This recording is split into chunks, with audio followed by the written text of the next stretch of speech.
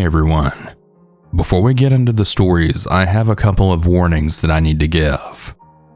Story 1 mentions sexual assault, and the second story mentions drug abuse, with the third story mentioning a graphic death. I'll have timestamps down in a pinned comment, and I'll have these stories labeled in case you want to skip any of them. Without any more interruptions, let's get started.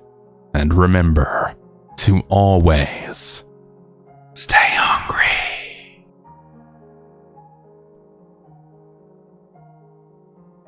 My name is Charlotte. I'm a 28-year-old female who's lived in the country my whole life, and I decided to give the city a shot. I moved to the state capital in the state that I lived at. I lived in motels, shelters, and with friends that I met. Now, this is where the story starts, but before I get into the story, I want to give a trigger warning for those who may need it. This story mentions rape. I'll be using aliases for the two guys that I met, Joe and Jason. The memory's a bit fuzzy, but I'll share what I remembered. So I got a job at Popeyes, and I had just finished up my orientation for the day. I walked to the bus stop to wait on the bus when I noticed this man sitting there. He then introduced himself. Hi, my name is Joe. Then I introduced myself as well. We talked for a while, and then he told me about how he was homeless and a program that had gotten him into an apartment. We talked, and then it led to him asking about my own living situation. I explained it to him, and he apathetically offered me to let me stay with him. Something told me not to, but I was desperate, and I hadn't slept in several days. He gave me the address, and then my bus came. I then hopped on and proceeded to do some errands. The guy really seemed like a gentleman type, but boy was he not. The devil was also a gentleman, but you don't see the dark side until you're right where he wants you. Just goes to show that you really can't trust a book by its cover. There's a whole story inside that you don't know about. Fast forward to that night. I followed the directions the old man had given me to his place. I knocked on the door, and when he saw me, he then smiled and welcomed me right in. He then introduced me to his friend Jason, and we talked the whole night. Eventually I got tired, and the only place to sleep was Joe's bed, and his friend slept on the couch. Red flag. But again, I was stupid and desperate for sleep. Boy, the stupidest things you do when you haven't rested in days. I climbed into the bed to sleep, and later on, the old man came in to sleep as well. About an hour later, I heard him talking about me. I was half asleep, and I heard every word. He was angry and talking about how I was just looking for a place to land. He then rubbed my ass for what seemed like an eternity. How fucking stupid could I be? I thought to myself, and I just pretended to be asleep. He was even shouting at his friend in the kitchen, saying, "Who the fuck is in my house?" And then Jason told him it was him. He then grumbled and turned over. He finally passed out, thank God, and so did I.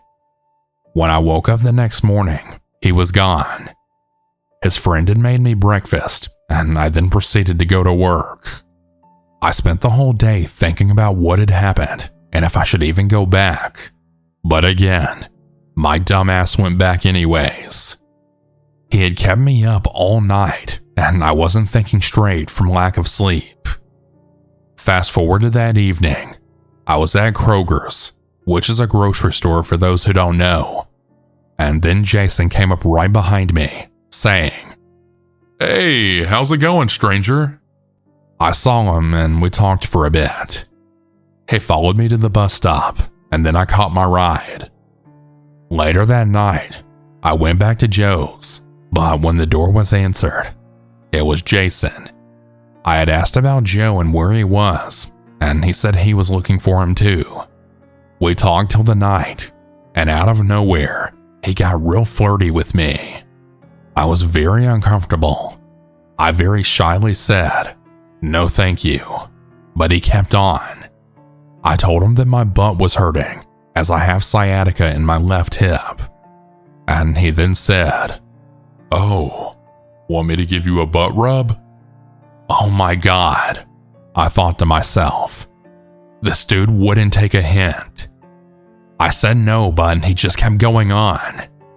I told him I wasn't in the mood, and he then said, "I can put you in the mood."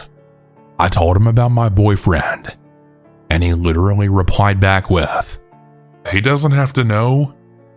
By this point, I was getting pissed, and I politely said that I was tired by this point and tried to go to bed.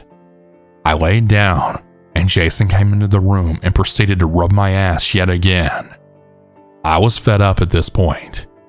I then said, "Will you please just stop? I'm tired and trying to sleep." Well, when I say this, he storms out of the room and I can hear him talking to himself. One thing he said sent chills up my spine. "I should just go in there and jump on top of her. Fucking slut." He kept on for over an hour, and he then turns up the music so loud that I can't sleep, obviously trying to keep me awake. I thought to myself, yeah, I'm getting the hell out of here as soon as I can. Later that morning, for what seemed like an eternity, he finally came in and told me to leave. "Fucking bitch, you've been holding out on me." Sorry dude, my body, my rules, I thought. And that does it for the story. Please, to any females out there that are listening to this, don't do what I did. The city is dangerous, and I've definitely learned a lot from living here.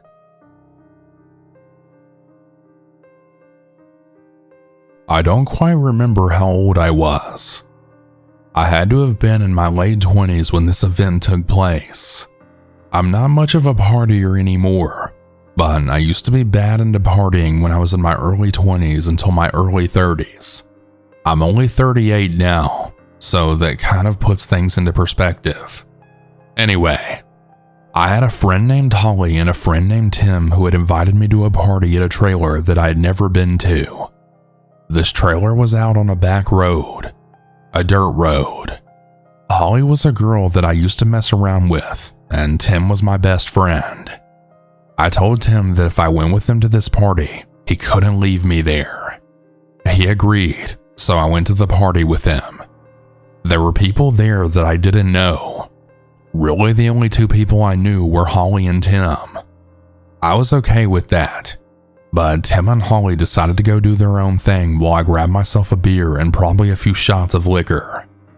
An hour or so goes by, and Tim had walked up to me to tell me that Holly was in the bathroom doing lines. I asked what type of lines, and Tim then told me that she was snorting cocaine and that she wanted me in there to join her. She was in the bathroom with someone else too, but I joined them in their snort fest. Other festivities went on in there that I will not mention because it's way too personal to me.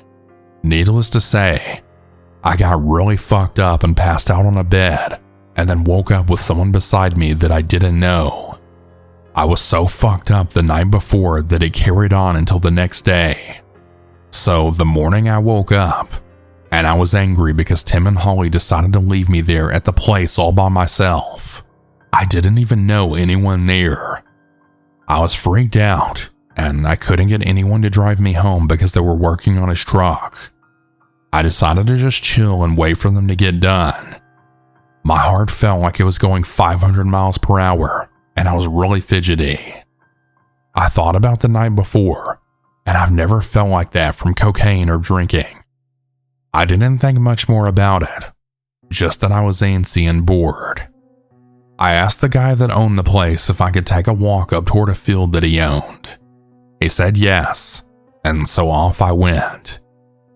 There wasn't much that was interesting, just a tractor path that had woods on both sides of it. I walked for about 5 or more minutes, and off to the right side, I saw what appeared to be a teepee in the woods. The teepee was a turquoise color with some type of print on it.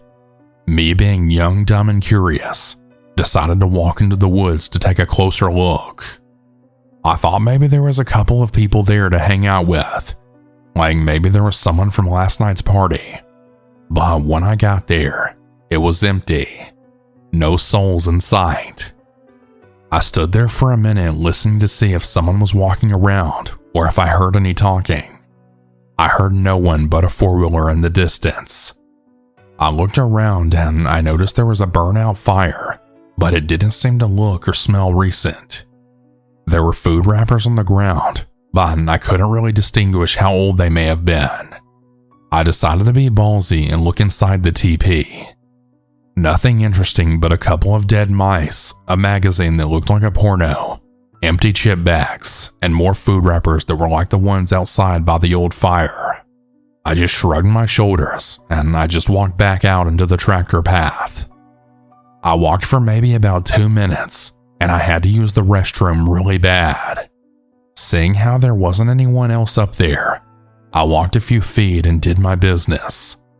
I was gone for a while, 7 minutes plus the 2 minutes it took me to turn back around in the path since I got bored. Still curious, I looked for the teepee on the way back to the trailer. To my astonishment, the teepee had just somehow vanished. Now, I know that you may think that someone took it down, but how's it possible that someone could have taken it down in a period of about 9 minutes without me hearing any noises or seeing someone walk out of the woods with it? I'm only 5'1", but this teepee had to have been at least 7 foot tall. It would have taken more than one man to take down the teepee, and I still would have heard someone. I also walked up and down the same area a few times to spot it, but if it was there I would have saw it, because I saw it from where I was walking in the first place. I walked back to the trailer to tell the guy who owned it about what I saw, and I also asked if he knew anything about it. He said that he didn't own it, but he agreed that me seeing that was really creepy, and also how no one could take it down that fast. Even to this day I still think about it, and I still can't figure out what happened. Maybe someone could give me some insight about what it could have been, or what may have happened. I honestly feel like I'll never know. Side note, remember the cocaine I was offered? I found out later that my jitterness wasn't from the cocaine. It was actually bath salts. I don't do drugs on a constant. I've just dabbled, and I will never do or dabble in them again. Please be careful if someone ever offers you them, because it just goes to show that you never know.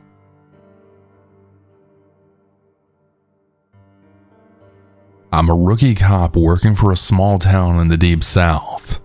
Only 3 months have passed since my FTO training, so I'm still trying to figure out the job. It's a little after 2 a.m., only more than 5 hours until my shift is done. The streets are pretty empty, and the calls for service are pretty minimal to none at this point. Usually on slow nights, I monitor our license plate camera for cars coming into our town. Usually you'll get a notification of a car with an expired registration or no valid insurance. Something simple and mundane. But on that night, I had gotten a notification for a stolen vehicle coming directly down the road that I was on. So I pulled into a gas station just off the road and waited for the car to get closer. Soon, a black Dodge Charger came cruising past me. I immediately get behind it and check the license plate. It's indeed the stolen vehicle. I radioed dispatch telling them what I got and requested additional units to be en route to me as I then prepared to stop the vehicle. As fate would have it, the car didn't stop and it began to increase the speed. My heart began to beat fast against my chest. Holy crap, my first car chase. I tried as hard as I could to keep my voice steady and calm and called out each intersection we crossed. My department had a strict pursuit policy which forbade us from putting fleeing cars off the road, and we didn't have spike strips either, unlike the county deputies in our part of town. So you could only follow behind the suspect until a county deputy caught up to either pit the vehicle or lay down the spike strips. I ended up chasing the Charger out of city limits onto an old state road with tons of trees and farms scattered along the roadway. At this point, my supervisors caught up and become the primary pursuer in this chase. I followed behind him, and I called out radio traffic as we sped down the dark road.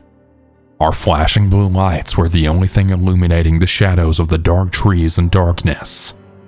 Just then, a county deputy radioed, stating that he was at the next intersection waiting for us to drive by, which was about 3 miles away. The plan was to follow him until then, and then allow the deputy to take over and then end the chase for us. But we never made it to that intersection. See, the old state road we were on was very narrow, and it had a few sharp curves that were not meant to be driven at a high rate of speed that we were doing. As we came across the bend in the road, my supervisor slammed on the brakes. He veered right, and I simultaneously steered left, hoping to avoid whatever made my Sarge leave the roadway. As I went into the opposite lane, I then witnessed utter chaos. A semi-truck had begun pulling out into the road just as the Charger was speeding through. The crash was inevitable, but what happened next still sent shivers down my spine. The Charger hit the semi-truck head-on. The front passenger was killed instantly, and the driver was ejected. He landed right into the lane I was traveling in. The thud that he made against my car sounded like a gunshot. The driver flung from my hood to my windshield before sliding down the side of my vehicle before I could get stopped. The driver was just lying motionless in the middle of the road. I then ran to check on the truck driver, who was mostly okay, just in shock and pale all over. I consoled him, and I asked him to step out of the truck from the passenger side to shield him from the carnage. The Charger looked as if it was a 12-ounce aluminum can that someone stepped on. The entire front passenger side was caved in, and it seemed like the only thing holding it together was the severed and distorted body of the passenger. My stomach began turning as I then observed what was left of this poor guy's head. His right arm was wedged around the front pillar of the car.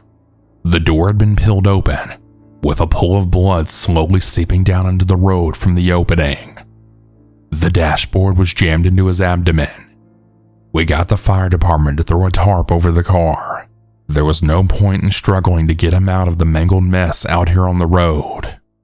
The driver had rash all along his arms and legs. I noticed that his right leg seemed to push into the body, and that's when I realized his femur and hip bone were exposed and pushed up towards his chest. The most gruesome injury had to be his head. The best way I can describe it is that the skull was slumped into itself, and he looked like his head had been swapped with a chewed piece of bubble gum. His left eye was hanging off the side of his face and stared deeply into my soul. I wondered how much damage was done by the vehicle compared to the semi in the road. Georgia State Patrol came out and worked the wreck. The trooper reassured me that the guy was dead way before I struck him, but seeing him on the road like that, and his stretched eyes looking back at me, has been etched into the back of my mind forever. We had wrapped the scene, and I was just about to jump back into my car when my Sarge then grabbed me, saying, "We have a tow truck coming for your car. Why don't you ride back with me to the police department? You've been through enough tonight." I followed his orders, getting into the passenger seat of his SUV as we rolled off into the sunrise. As my car got loaded into the tow truck, I could still see blood and remnants of muscle tissue stained all over the right side of my vehicle. I'm really glad I didn't drive that thing.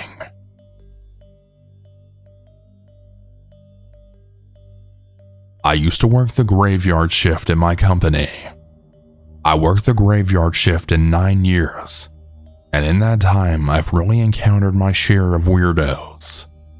Whenever I leave the building to grab lunch, they like to hang around the gas stations and fast food places, but this night was the scariest of all. I work for a very big company, and you can only enter the parking lot and building with an access badge. I also work in an industrial area, so it's really rare for anyone to be out on the street because the nearest stores and houses are a couple of miles away. It was January, and I had made a New Year's resolution to get fit, so I decided to use my lunch break to get a good power walk in. My lunch was at 1 in the morning, and we got 45 minutes for lunch.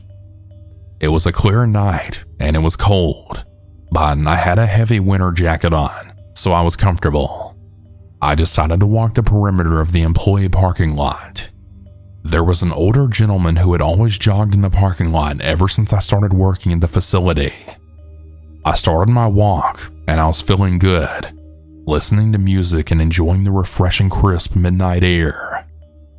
I made a lap around the entire parking lot in about 10 minutes, and it was super easy, so I decided to challenge myself a little bit more. Instead of doing the perimeter of the parking lot, I decided to walk up and down each row of cars, and that was a little more challenging, but I finished that in about 15 minutes. But as I was doing so, I saw the older gentleman who we'll call Mr. P. Well, Mr. P was walking outside the gated parking. At the facility, we have 2 large gates to enter the parking lot, one on the east side and one on the south side. We also have our own hidden private road that runs along the gates from the outside and leads to a small sister building open and accessible to the public. So as I'm on my walk, I'm watching Mr. P, and he's jogging the perimeter of the parking lot. But when he gets to the south gate, he uses his badge to open it, and he continues jogging down the private road. And then once he gets to the east gate, he uses his badge to enter the parking lot again. I thought to myself, of course, why didn't I think of that? He's almost doubling the distance just by doing that simple thing. I did have to sit and think about it for a moment, because at the time I was a 25-year-old female walking around at 1 in the morning, but I rationalized with myself. Number 1, we're in an industrial area with hardly any pedestrians ever on the sidewalk.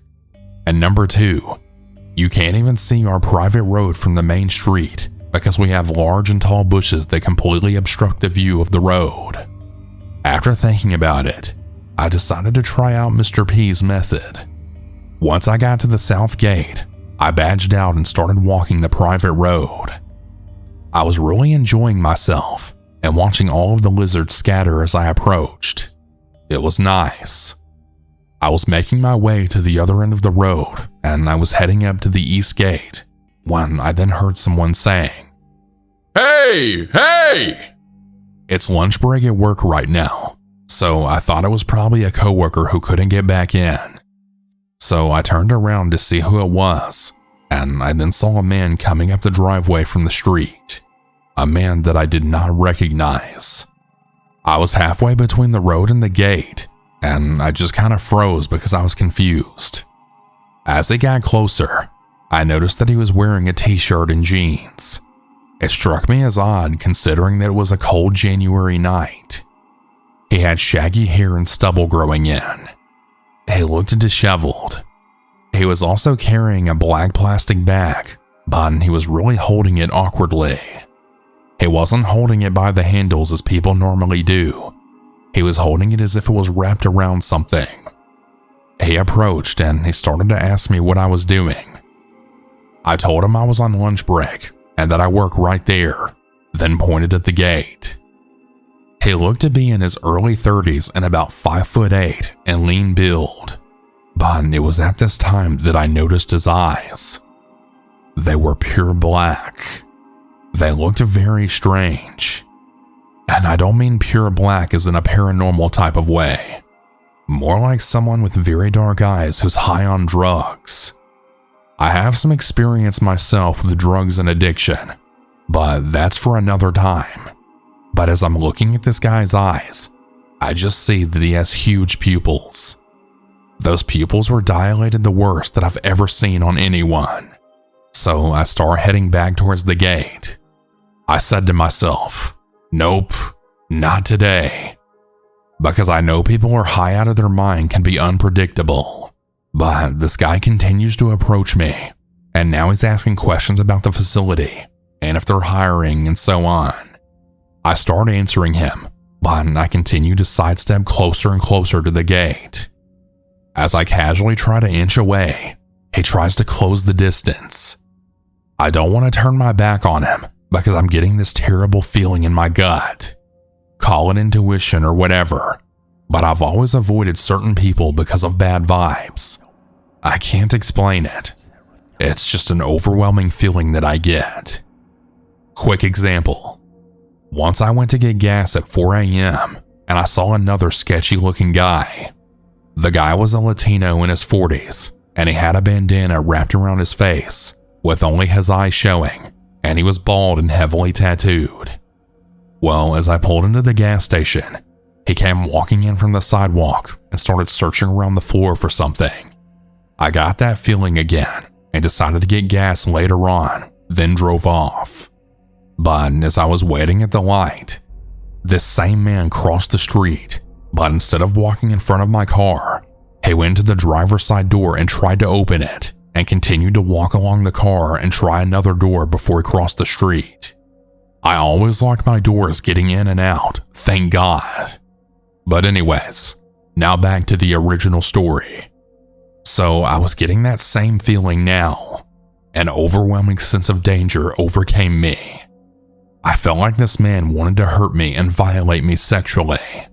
On the inside, I was totally freaking out, but I was trying to remain calm on the outside, like I wasn't on to his intentions.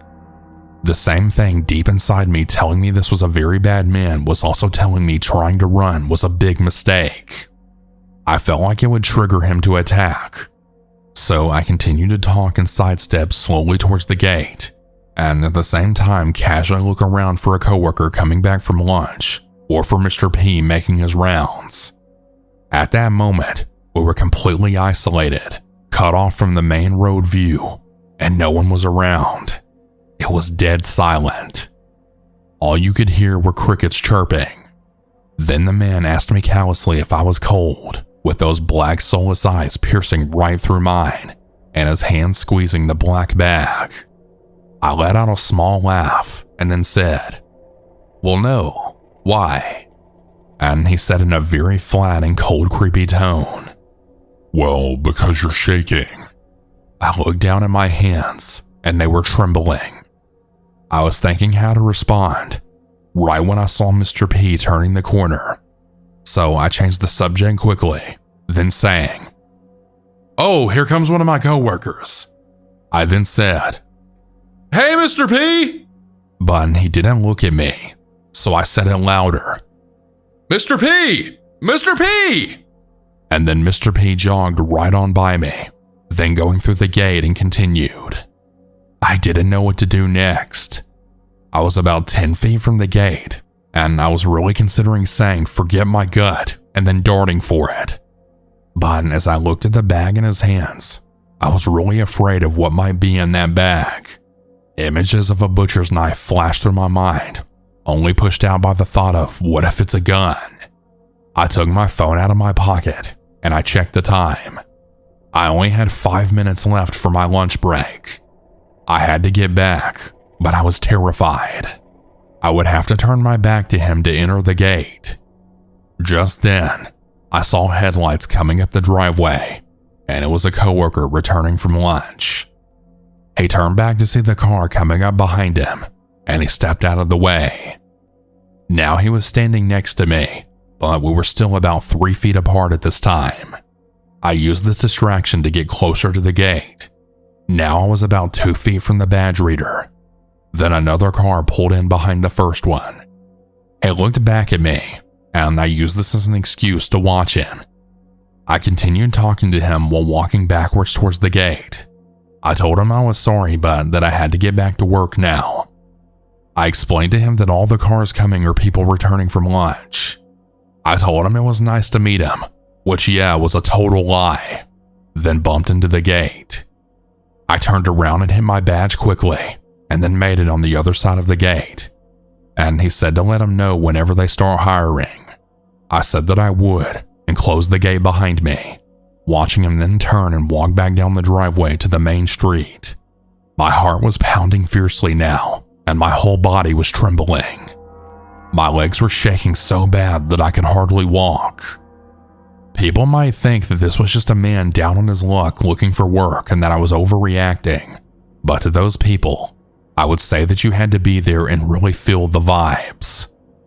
If you ever watched a documentary on a serial killer and have seen just how callously they talk about what they've done, with not even an ounce of remorse in a monotone, dreamlike way, that was it. Those were the same vibes and expressions that this man was giving. Looking into those drugged up, compassionless eyes still to this day haunts me. Seeing how he fiddled with the bag, just itching to reveal what was inside, along with his mannerisms and tone. You have to ask yourself too, if he truly was interested in work, why didn't he get the company's phone number or email? What was he doing high out of his mind at 1:30 a.m. in just a t-shirt on a cold January night, only carrying a sketchy bag? And the way he kept trying to force himself into my personal space. It felt like he just wanted to get close enough to grab me by the way he inched forward every time I inched away. It's an experience I'll never forget. I'm 33 now, and I still remember it so vividly like it just happened yesterday. Feeling so helpless, it was the absolute worst and most terrifying feeling ever. To everyone listening, please always put safety first. No matter how slim the chances are of something happening, always act with extreme caution. Because you just never know. Situations like these seem to happen when you least expect them. So please be careful. Hey everyone, I hope you all enjoyed these stories. If you ever want to submit your own, you can do so at southerncannibal.com. Have a good night, everyone. And remember to always